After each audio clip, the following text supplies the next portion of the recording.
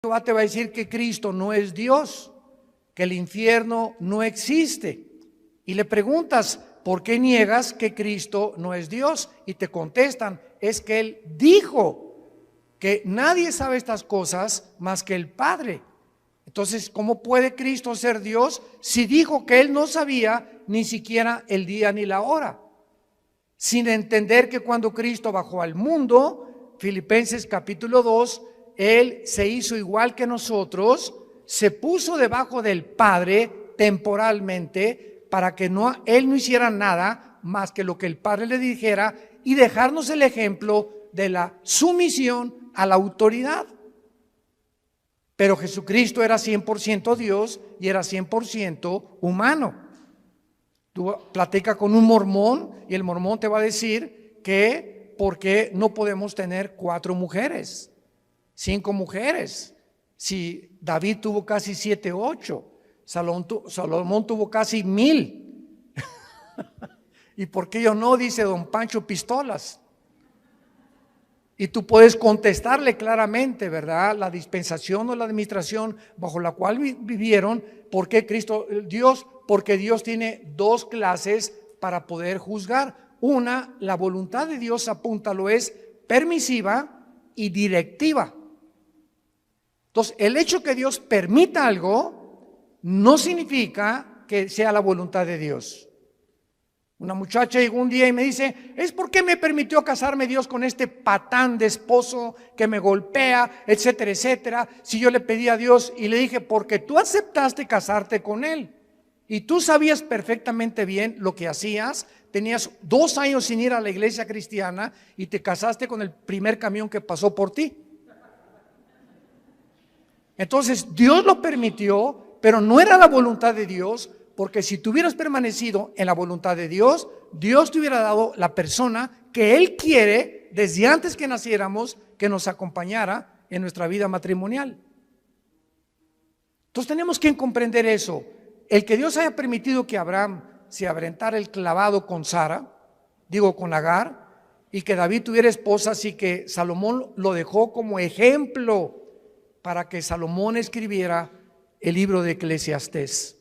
Y ahí Salomón lo explica claramente. A la risa le digo, enloqueces al placer. ¿De qué sirve esto?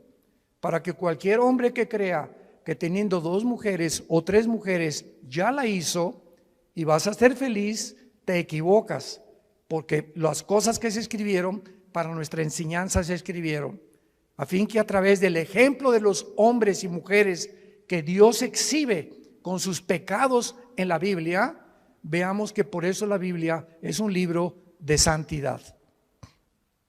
Muy bien, vamos a abordar esta doctrina del rapto de la iglesia. Primera de Tesalonicenses 4, del 13 al 18. Pablo les dice a esta iglesia, no queremos, hermanos, o tampoco queremos que ignoren acerca de los que duermen. Dios no quiere que ningún cristiano ignore qué pasa después de morir. No quiere Dios que nosotros ignoremos qué hay después de la muerte, para que no nos comportemos como la gente que, como no sabe qué hay después de la muerte, como mi abuelita, se murió uno de sus hijos de mi abuela materna y se vistió de negro 8 meses sin salir de su casa para guardar luto. Háganme ustedes el favor.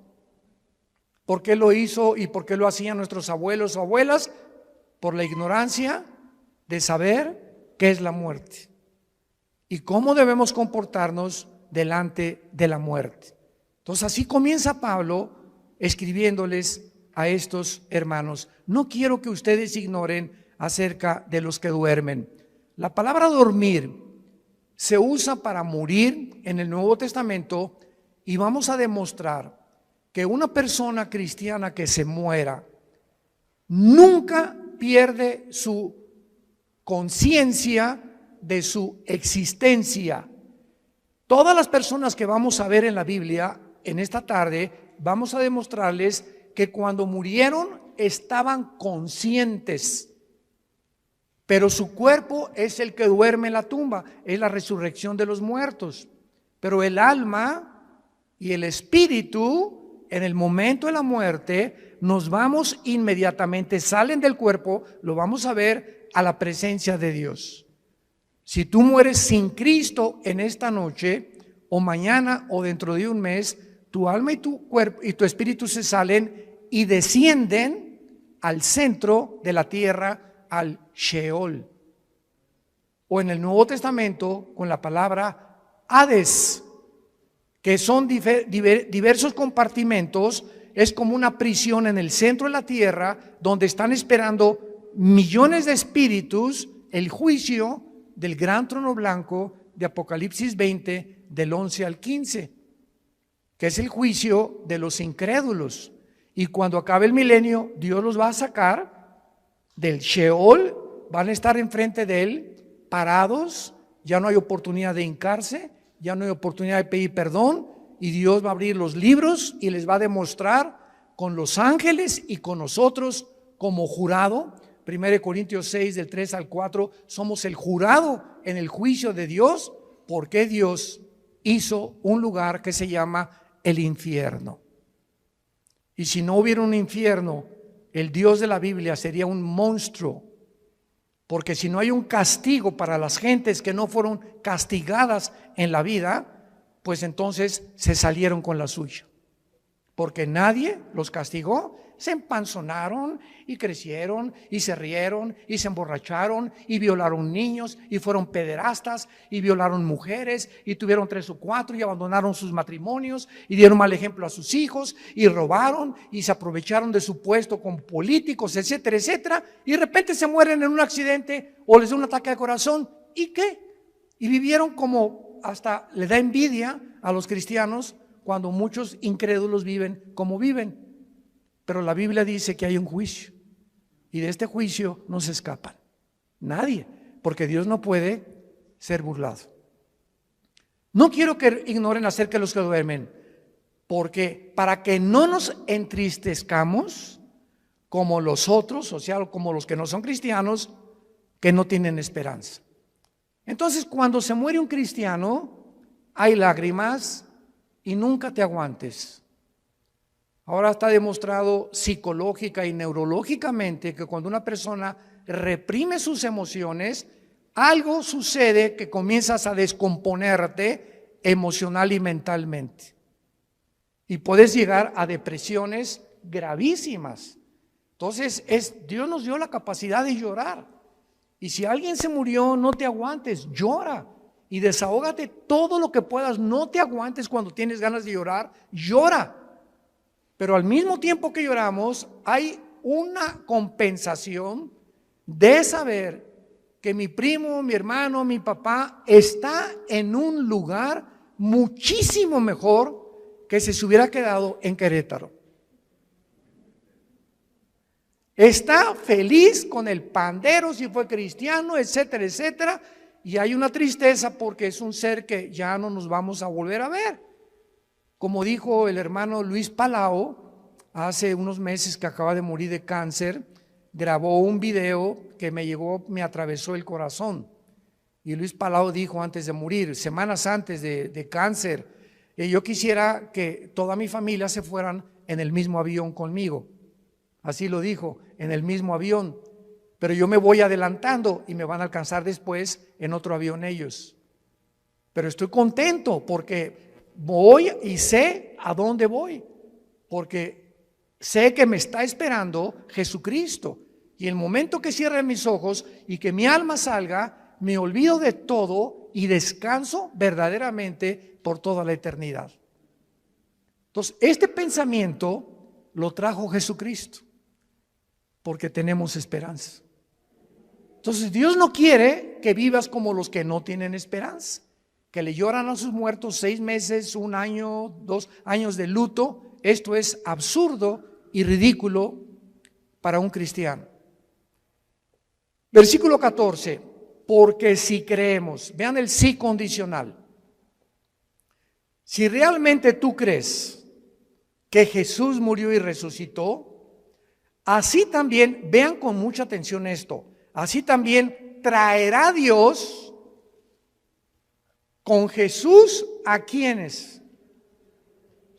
Cuando Jesús venga en el arrebatamiento, si tú mueres hoy en la noche o yo muero hoy en la noche como cristianos y no ha venido el arrebatamiento, que vamos a hablar más adelante, nos vamos al cielo, y cuando venga Jesús, que no va a poner sus pies en la tierra en el rapto, va a ser en el cielo, y vamos a venir con Él los que hemos muerto en Cristo, de Pentecostés a nuestros días.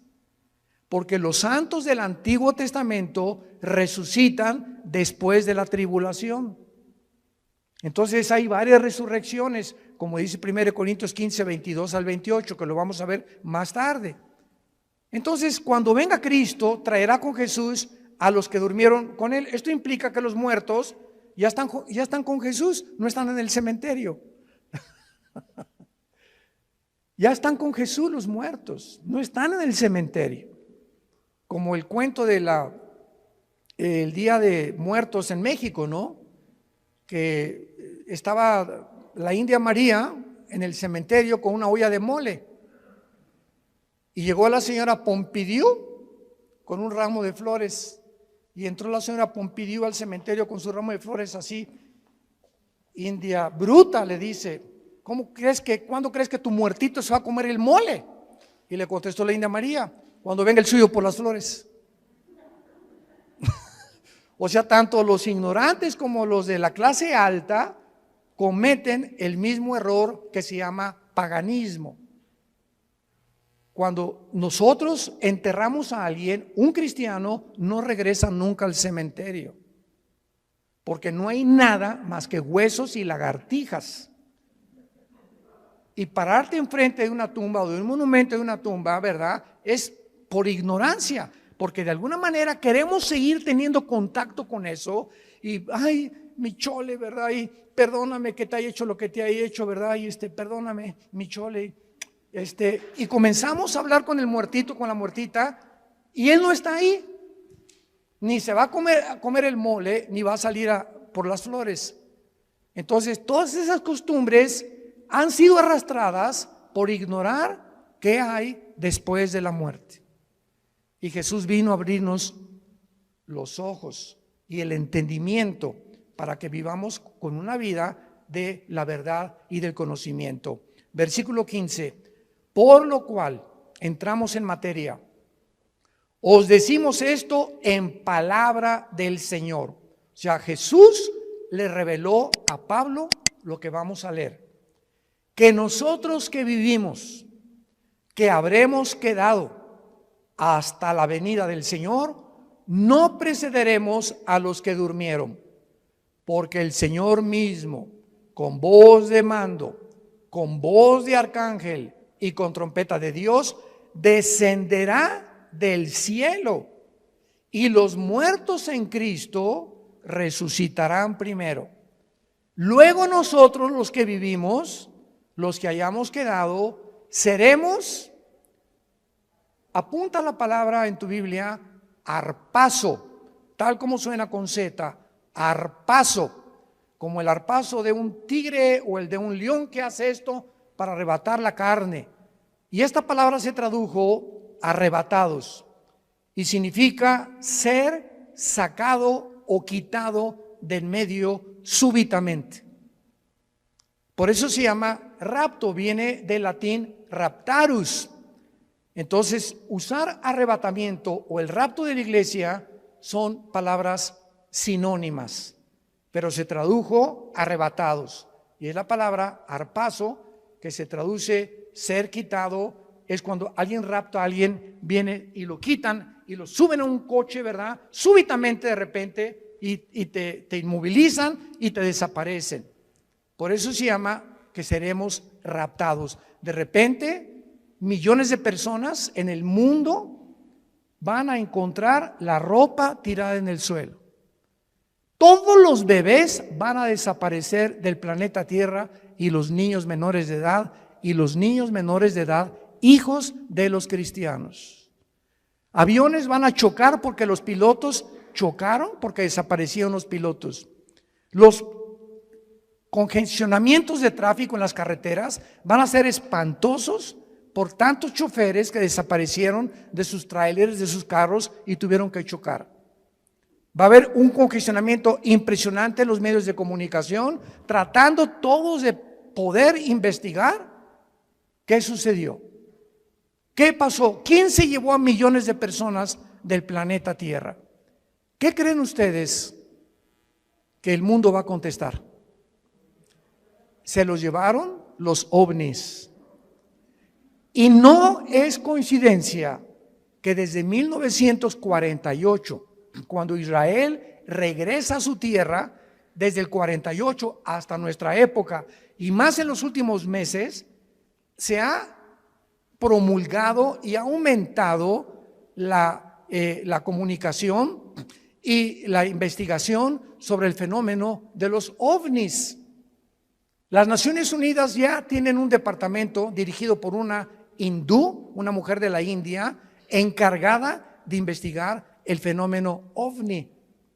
Al expresidente Trump le dijeron los senadores que por favor explicara el problema de Roswell, que en Nuevo México parece que cayó un ovni en Estados Unidos y que había un habitante dentro de él que lo sacó la CIA y el Pentágono en Estados Unidos y descubrieron que pues era completamente falso. Entonces, ¿por qué están apareciendo tantos platillos voladores en el cielo? Yo quiero darles ahorita la respuesta. Una vez me preguntaron, ¿por qué ustedes los cristianos no creen en los ovnis? Y yo les contesté, ¿quién dice que no creemos? Claro que hay muchos videos falsificados y relatos de personas que fueron raptadas por ovnis o que también hicieron experimentos genéticos con ellos, pero hay hechos que son reales. Y yo estuve traduciendo, ¿te acuerdas, Alan? De Jim Arwin. Jim Arwin fue el piloto de la nave Apolo 15, que fue el primer vehículo que caminó en la luna. Y Jim Arwin vino a México y me llamaron a mí, ya hablaba yo inglés en aquel tiempo, para que fuera su traductor. Fuimos como 6 o 7 universidades, ¿te acuerdas? Y Jim Arwin estuvo platicándonos con nosotros que él vio, porque allá cuando regresaba de la luna, él se convirtió a Cristo. Y en la escuela donde iba Alan tenía a un hijo que ellos adoptaron, ¿te acuerdas? Era un taiwanés o de Filipinas, que era en la misma escuela donde iba Alan y nuestra hija Kim, que ya murió de cáncer. Pero Jim Arwin me dijo, mira Armando, yo vi una cosa que pasó enfrente de la nave cuando íbamos entrando ya a la atmósfera, que era una velocidad Mach 3, o sea, imposible que ninguna nación haya fabricado tal artefacto que pueda trascender la velocidad del sonido. Y le dije, ¿qué era? Dice, nada más vi algo como plateado que pasó enfrente de mí. Entonces, hay astronautas y hay pilotos de integridad que dicen que se han enfrentado con este fenómeno de los ovnis. ¿Y cuál es la respuesta? La respuesta es que es real. Nada más que los cristianos no les llamamos ovnis, les llamamos ovis. Objetos voladores identificados. Porque no negamos que existen, pero sabemos quién está detrás de ese fenómeno. Son materializaciones de la energía satánica. Satanás está preparando el mundo para que cuando venga el arrebatamiento de la iglesia, sepa el mundo que fuimos sacados del mundo por extraterrestres. Ahorita, en el estado de Colorado, en Estados Unidos, el más grande observatorio de los ovnis, ¿quién creen ustedes que lo financia? El Vaticano. ¿Y saben cómo se llama el observatorio? Lucifer. Lucifer, el más grande observatorio que está tratando de encontrar, porque dijo el Papa Francisco que si llegaban los ovnis, él los iba a evangelizar. Bueno, no nos vamos a perder con eso, ¿verdad? Pero vamos a explicar esto claramente. Dice el versículo 5 que cuando Jesucristo venga en el rapto, va a haber una generación de cristianos vivos. Dios quiera que seamos nosotros. Muy bien. Y dice el versículo 16 que cuando Él venga, viene con voz de mando que solamente lo vamos a oír nosotros. Viene con el arcángel Miguel, que es el comandante en jefe de la nación de Israel. Y también dice la Biblia que vendrá con una trompeta. Y esta trompeta no es la última trompeta del capítulo 14 de Apocalipsis, porque las trompetas del Apocalipsis son de juicio. Y la trompeta que se va a usar aquí es para llamarnos a nosotros. Vamos a oír como un shofar. Porque en el libro de los Números, en el Antiguo Testamento, cuando acampaban, usaban 2 trompetas. Entonces en el desierto eran 2 millones de personas. ¿Y cómo podía Moisés decirles, mándeles un Twitter a los que se encuentran como a 1 kilómetro acampados, porque necesito tener una reunión mañana en Zoom con ellos? Entonces agarraban una trompeta y tenía un sonido continuo, y cuando la gente lo oía, se acercaban alrededor del campamento y de la tienda de Moisés y de Josué para saber que él tenía instrucciones. Y había otro toque de trompeta que era que era repetido, que significaba empaquen porque nos vamos, estamos cercanos por el enemigo. Entonces uno era para reunir al pueblo y el otro para huir, porque tenían que cambiarse de lugar porque sentían que venían enemigos contra ellos. Y el toque de trompeta que vamos a oír es para reunirnos con Jesús. No puede ser la trompeta del Apocalipsis. Esto es muy importante para poder saber, porque he oído que han dicho que es la última trompeta del Apocalipsis, y esas son trompetas de juicio. Entonces dice la Biblia, Cristo descenderá del cielo, versículo 16. Y noten ustedes que los primeros en encontrarse en el aire con Cristo serán los muertos, pero vean ustedes, en Cristo. O sea, desde Pentecostés hasta nuestros días se formó la iglesia. La iglesia no existía en el Antiguo Testamento, no existía en los evangelios. Fue cuando en Pentecostés, bajo el Espíritu Santo, que se formó el cuerpo de Cristo. Y ahora la iglesia somos seres humanos que estamos en Cristo, injertados en Él. Dice Efesios 5, somos parte de sus huesos y de su carne de Cristo, es el cuerpo místico de Cristo. Entonces en el rapto, si nosotros estamos vivos y viene ahorita a las 7:30 de la noche y oímos, vamos a oír, ¿verdad? Nada más nosotros un sonido, y de repente en un abrir y cerrar de ojos estamos en el cielo con Él. Ya Él viene con todos tus parientes que murieron antes que nosotros en Él. Los santos del Antiguo Testamento resucitan después de la tribulación. Y este orden, porque dice en 1 Corintios 15, 22 al 28, que hay un orden establecido por Dios para la resurrección de los muertos. Primero Cristo, las primicias, después los que son en Él. O sea, la iglesia que somos nosotros. Y dice la Biblia, luego nosotros los que vivimos, los que quedemos, seremos arrebatados juntamente con ellos en el aire. El rapto es en el aire, Jesús no baja. La segunda venida baja y planta sus pies en el monte de los olivos. Zacarías capítulo 14, del 12 en adelante. Cristo pone sus pies en el monte de los olivos donde fue crucificado. Y dice Zacarías 14, se va a hacer un valle de sur a norte y de oriente a occidente. Se va a hacer una cruz en el suelo. Va a ser como una hendidura que se va a hundir la tierra formando una cruz cuando Cristo venga y viene con nosotros, Apocalipsis 19, a establecer su reino. Son 2 eventos completamente diferentes. Veamos el otro pasaje en 1 Corintios capítulo 15, versículo 51 al 53. Pablo comienza diciendo, les digo un misterio. El rapto de la iglesia, síganme con mucho cuidado, era desconocido por los judíos. Ningún profeta del Antiguo Testamento habló del rapto de la iglesia, que habría un grupo de personas que no íbamos a morir. Era desconocido bajo el Antiguo Testamento. En los evangelios no se encuentra, en Mateo, Marcos, Lucas y Juan, no se encuentra el rapto.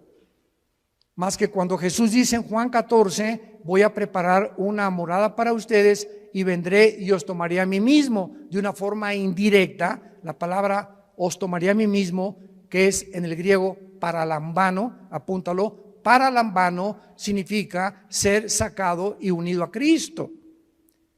Y al apóstol Pablo, no a Juan, no a Pedro, no a Santiago, no a Mateo, no a Lucas, a nadie el Espíritu Santo le reveló este misterio. Entonces estaba escondido, era un secreto que Dios tenía guardado para nosotros, los que pertenecemos a la iglesia. Y se lo revela al apóstol Pablo. Les voy a decir un misterio, dice Pablo. ¿Cuál es este misterio? Que no todos vamos a morir, pero todos vamos a ser transformados. Cuando venga el arrebatamiento estamos vivos en milésimas en un parpadeo de ojos. Mi cuerpo, tu cuerpo es transformado a la semejanza del cuerpo con el cual Cristo resucitó. Porque si me preguntan, ¿cómo va a ser nuestro cuerpo? ¿Me voy a parecer a John Travolta? ¿Me parecería a Madonna cuando resucite? Y tenemos curiosidad de cómo va a ser nuestro cuerpo, ¿verdad? Lo vamos a ver ahorita con mucho detalle, porque la Biblia nos dice cómo va a ser nuestro cuerpo. Entonces, este misterio es que habría una generación de cristianos que no vamos a saber lo que es morir. No vamos a atravesar el túnel que atraviesan, como decía David le llamó el camino de todos los hombres. Pablo le dice abandonar este cuerpo. Entonces, este misterio fue revelado al apóstol Pablo y dice el versículo 52 explicándonos cómo va a suceder. En un momento, en un abrir y cerrar de ojos, a la final trompeta, porque se tocará la trompeta y los muertos serán resucitados incorruptible y nosotros transformados, porque es necesario que esto corruptible se vista de incorrupción y esto mortal se vista de inmortalidad. Muy bien, ahora vamos a demostrar a continuación claramente en la Biblia que lo que enseñan los testigos de Jehová y los mormones es una grande equivocación, que los muertos están dormidos y que no hay conciencia después de la muerte hasta la resurrección. Vayamos primero a Génesis capítulo 35 en el Antiguo Testamento. Esto es maravilloso. La Biblia es preciosa. No hay nada perverso en ella. Todas ellas, las palabras de Dios, son rectas al que entiende y razonables a los que han alcanzado la sabiduría. Dice Proverbios 8 del 4 al 8. Vean ustedes Génesis 35 versículo 18. Pon una lupa o un microscopio para lo que vamos a leer. Aconteció que al salírsele, apúntalo, Nepesh. Nepesh con SH al final. Es la palabra hebrea para alma. Al salírsele el Nepesh o el alma murió. Desgraciadamente hay una traducción de la Biblia que se llama la Nueva Versión Internacional. Yo no se la recomiendo a nadie. Y si tú lees este versículo en esta versión de la Biblia, dice, aconteció que suspiró. ¿Y qué es un suspiro? O sea, no explica nada, ¿no? Porque no nos revela la parte que forma el cuerpo humano, que es el alma. Vamos a ver cuál es la otra parte del cuerpo humano. Y cuando dice la Biblia nepesh, si lo quieres apuntar, el alma es el centro de la mente, las emociones, la voluntad y los sentimientos. Eso es el alma. Y que en otras partes del Antiguo Testamento se traduce como el corazón. Del corazón salen las malas palabras, del corazón sale esto, del corazón aquello, perverso y engañoso el corazón, Jeremías 17:9, y cuando dice perverso y engañoso el corazón, perverso y engañoso son nuestros sentimientos, perversos y engañosos son nuestras emociones, perverso y engañoso es nuestra voluntad y nuestro intelecto. Nacimos torcidos. Qué peligroso es que confiemos en nuestros sentimientos y en nuestras emociones cuando no están bajo el control del Espíritu Santo. Ay, hermano, me voy a casar. Sí, qué bueno que te vas a casar, Conchita. Es que está re guapo, se parece a Rambo. ¿Y te vas a casar por el físico? Bueno, voy a casar porque que te linda y está muy bonita. ¿Y te vas a casar por el físico o realmente ya tienes un tiempo conociendo el corazón de esa persona, su carácter, cómo reacciona a diferentes cosas, caminar con Cristo? Porque el matrimonio es para dos discípulos. El matrimonio es para dos discípulos de Jesús. Porque si te casas y eres cristiano con una que no es cristiana o con uno que no es cristiano, ¿qué va a pasar? Es como atar en el arado, en el campo, a un buey con un burro. Entonces el buey jala para acá y el burro jala para allá. Para arar el arado se necesitan dos bueyes. No estoy diciendo que seas buey.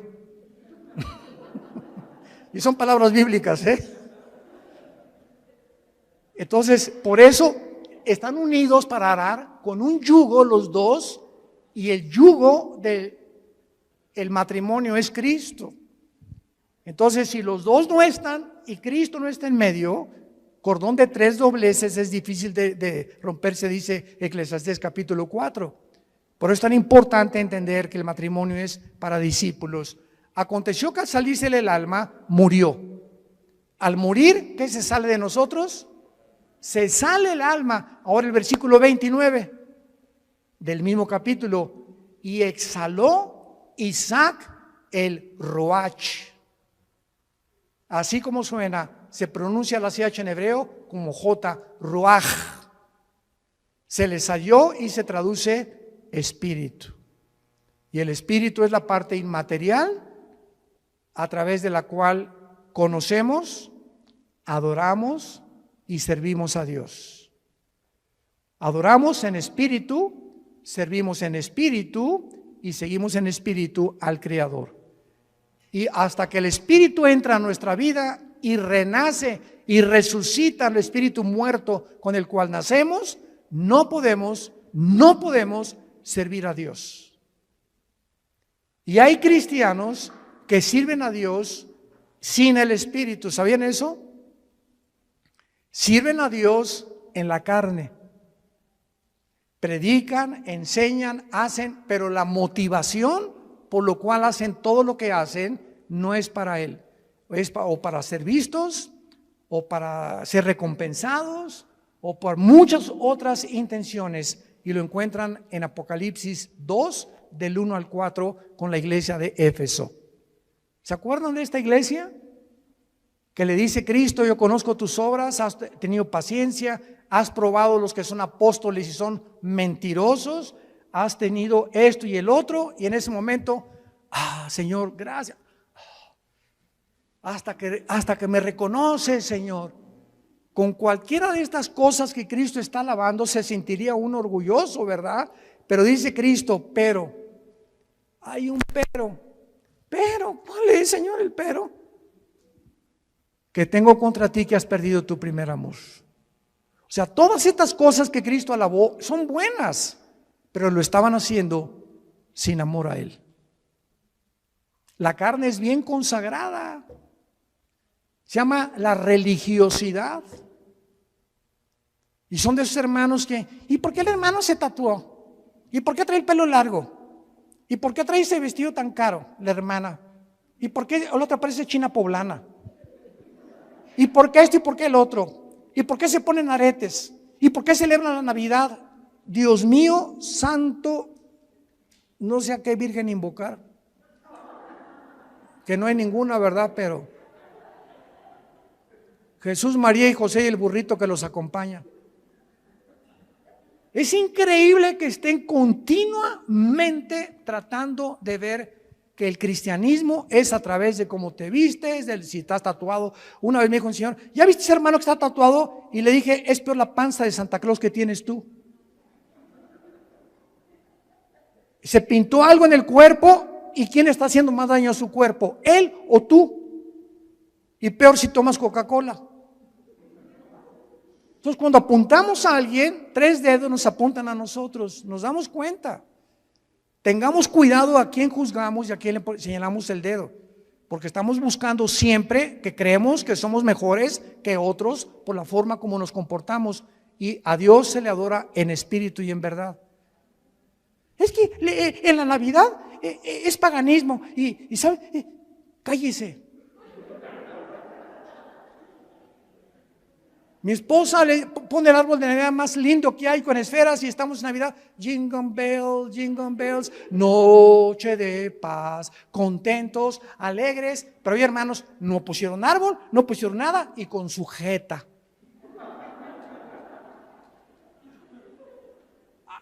Imagínense en el cielo, Dios al arcángel Miguel, búscame a los que pusieron arbolito y les pones una tacha. ¿Se imaginan ustedes que así Dios calificara la vida espiritual de nosotros? Los que pusieron y los que no pusieron, los que toman vino y los que no toman vino, los que están tatuados y los que no están tatuados. Dios ve el corazón. El gozo y la paz en el espíritu que tengamos y la comunión con Él. Eso es lo que Dios busca en nosotros. Ahora veamos en Filipenses capítulo 3, ya que hemos visto que al morir se sale el espíritu y el alma, no estamos dormidos. ¿Cómo será nuestro cuerpo cuando nosotros resucitemos? Dice Filipenses capítulo 3 con muchísima claridad, y tal vez muchos lo han leído antes, pero noten ustedes con los detalles que Dios nos da. Filipenses 3, 20 y 21. Mas nuestra ciudadanía está en los cielos, de donde también esperamos. Esta es nuestra esperanza. Estamos esperando no al anticristo, estamos esperando a Jesús, al Salvador, al Señor Jesucristo, el cual transformará el cuerpo de la humillación nuestra para que sea semejante a ¿quién? Para que sea nuestro cuerpo igual ¿a quién? Al cuerpo con que Cristo resucitó. Muy bien, ya tenemos una pieza clave para saber que cuando resucitemos, nuestro cuerpo tendrá las características que tenía Cristo cuando Él resucitó. Muy bien, ¿cuáles características tenía Cristo cuando Él resucitó? Número 1, cuando Jesús estaba abriendo sus brazos en la cruz, los romanos tenían la orden, y era de pena de muerte, de asegurarse que el crucificado, antes de que lo bajaran, estuviera muerto. Y como muchas veces se desmayaban por el dolor, lo podían bajar creyendo que estaba muerto. No hay las pruebas clínicas que hay en el siglo XXI para mostrar que una persona está muerta. Entonces lo que hacían los romanos era romperles los meniscos con un mazo grandísimo en las rodillas, los meniscos de las rodillas. Entonces el crucificado tendría que caer y asfixiarse, y si no estaba muerto, moría por asfixia. Y entonces así se aseguraban de que la persona estaba muerta. Pero estaba escrito en Deuteronomio que a Jesús no lo romperían los huesos. Y cuando se acercó un soldado a Cristo para romperle los huesos, un centurión romano le haber dicho al soldado: detente, Yo voy a hacerlo de otra manera. Agarró una lanza y lo atravesó de la izquierda a la derecha, todo el diafragma y el corazón de lado a lado, para asegurarse que estaba muerto. Y el apóstol Juan en el Evangelio escribe esto: vi salir, porque él estaba en la cruz con María su madre y con María Magdalena, son los únicos que estaban en la cruz, y otra mujer.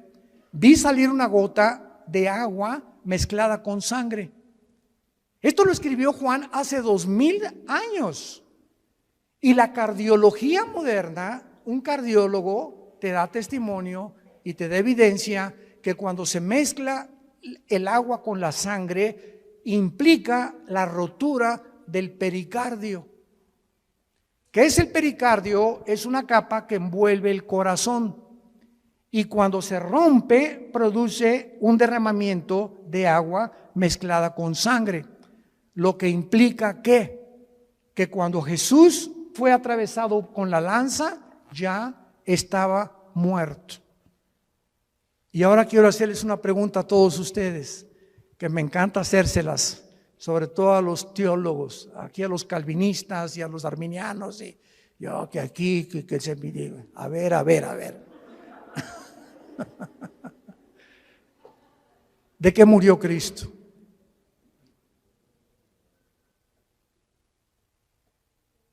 Nadie, ¿verdad? ¿De qué murió? No murió de asfixia. Cuando lo atravesaron la lanza ya estaba muerto. ¿De qué murió?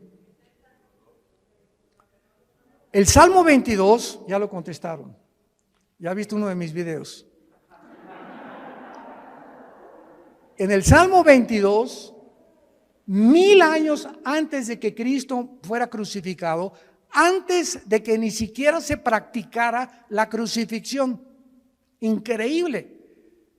David escribe: Dios mío, ¿por qué me has desamparado?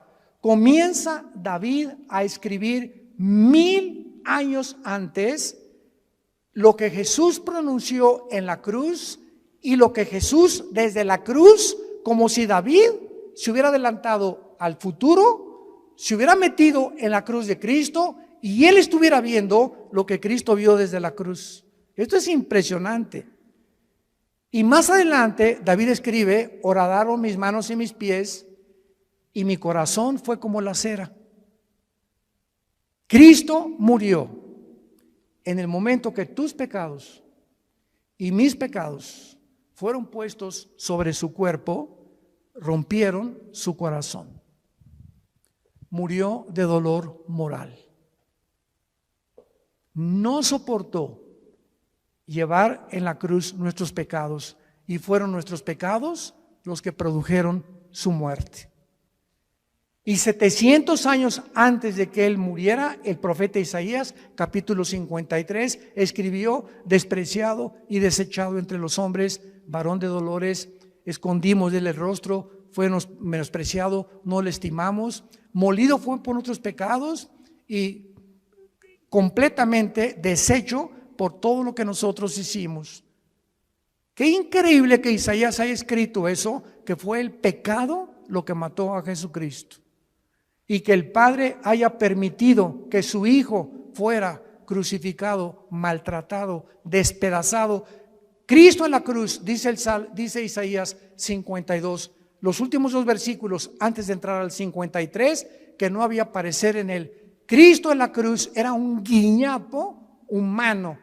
Nadie reconocía, estaba deformado de los golpes, de los latigazos, de la sangre que le corría por su rostro. No tenía los tejidos subcutáneos, los tenía completamente abiertos, del látigo de 9 colas que tenían puntas de hueso con acero, y los romanos lo envolvían, y el látigo le daba 4 veces, y cuando jalaban el látigo desgarraba todos los tejidos subcutáneos del pecho y de la espalda. Cuando él estaba en la cruz era un guiñapo humano. Cristo en la cruz era un monstruo. ¿Por qué? Porque eso es lo que hace el pecado, nos hace monstruos. El pecado nos deforma. El pecado hace y tuerce lo que es la imagen de Dios en nosotros. Y el cristiano tiene que proyectar la santidad. El cristiano tiene que proyectar el gozo, la paz del Señor. Y tú lo puedes ver en amigos tuyos o en personas que no son cristianas. Ve la mirada que tienen. Será. La lámpara de nuestro cuerpo son los ojos. Pero Cristo muere de esa manera para que Dios nos recordara el tiempo en que nosotros tenemos que estar conscientes de lo que el pecado nos hace en nuestra vida. Y vayamos en penúltimo lugar, Apocalipsis capítulo 6.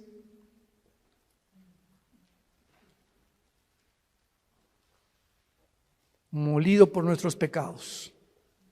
Qué tremendo. En Apocalipsis 6 vemos otra evidencia de que cuando morimos no estamos dormidos. Capítulo 6, versículo 9 en adelante. Cuando abrió el quinto sello, vi, dice el apóstol Juan, vi bajo el altar las almas de los que habían sido muertos por causa de la palabra de Dios y por el testimonio que tenían. ¿Cómo podía Juan ver en el cielo cuando la sangre y la carne no pueden heredar la corrupción? ¿Cómo pudo Dios llevarse a Juan al cielo? ¿Cómo pudo en 2 Corintios 12 llevarse Dios a Pablo al cielo cuando nuestro cuerpo nos impide estar en otra dimensión donde todo es santidad y perfección? Lo corrompible no puede heredar la incorrupción, ya lo vimos. Bueno, la respuesta es que Juan estaba durante el tiempo de la tribulación en el Espíritu en el cielo. Y esto nos muestra que aparte de los ojos físicos que tenemos, porque cuando alguien está muerto, vienen los gusanos y nos comen el cerebro, ¿verdad? Nos comen los ojos en la tumba, nos comen las orejas y queda el puro esqueleto ahí tirado en el cementerio. Sin embargo, en la otra vida tenemos ojos, tenemos oídos y tenemos otro cuerpo. Y los ojos que vamos a tener en la otra vida, ya los tenemos en esta vida y se llaman los ojos espirituales, que estamos entrenando para ver la Biblia. Si tú vienes a la Biblia con tus ojos carnales, sin antes orar ni limpiar tu vida, Dios no va a permitir que veas nada de revelación, ni el Espíritu Santo te va a descubrir las cosas profundas que se encuentran en la Biblia, porque los puros de corazón verán a Dios, nada más. No podemos acercarnos a Dios con un corazón sucio y con una mente inmunda. Entonces, qué increíble, ¿verdad? Que la Biblia pueda mencionar que podamos mantener la existencia y la conciencia de la existencia. Y esto nos prueba otra cosa tremenda que hoy en la comida mi esposa y yo, platicando con unos dentistas en casa de Alán, nos compartieron, ¿verdad? De lo que está descubriendo en el mundo de la medicina, de las vibraciones, etcétera, etcétera. Tú sabes que nosotros cuando soñamos, ¿no es la mente la que produce los sueños? ¿Tú sabes que los pensamientos no se forman en el cerebro? Los pensamientos y los sueños están en el área de la dimensión espiritual. Y una cosa es el cerebro y otra cosa son los pensamientos, porque cuando tú mueras, tu cerebro se queda con los gusanos, alimento de los gusanos, y en la otra vida vas a recordar quién eres. Pero ¿cómo si tu cerebro ya no lo tienes? Ya se lo comieron los gusanos. Esto nos demuestra claramente que la conciencia no está en el cerebro, los pensamientos no están en el cerebro. El cerebro no es un órgano como el hígado que produce la bilis y los intestinos, los jugos gástricos, etcétera, etcétera. Pero el cerebro es solamente un órgano, pero no forma parte de la vida espiritual. Y cuando la Biblia dice renovaos en vuestra mente, no dice en el griego en el cerebro, dice en vuestra mente, y la mente es el alma. ¿Están aprendiendo algo? Juan está en el cielo y ve las almas de los muertos. No estaban dormidos. Y Juan, versículo 10, los oye que los muertos tenían cuerdas vocales en la otra vida. Las que tenemos aquí, los gusanos se las comieron. Y en la otra vida, Juan oye que clamaban a gran voz, oyó que estaban junto a Dios y le estaban preguntando a Dios: ¿hasta cuándo, Señor, santo y verdadero, no juzgas y vengas nuestra sangre en los que moran en la tierra? ¿Qué fue lo que Juan oyó que estaban diciendo estos muertos en el cielo? Que estaban muertos en su cuerpo, pero conscientes de existencia en la otra vida, espiritualmente hablando. ¿Estaban pidiendo venganza? Estaban pidiendo justicia. Ahora, fíjense qué importante es esto. En el cielo, los que están ahorita en el cielo están conscientes de muchas cosas que pasan en la tierra.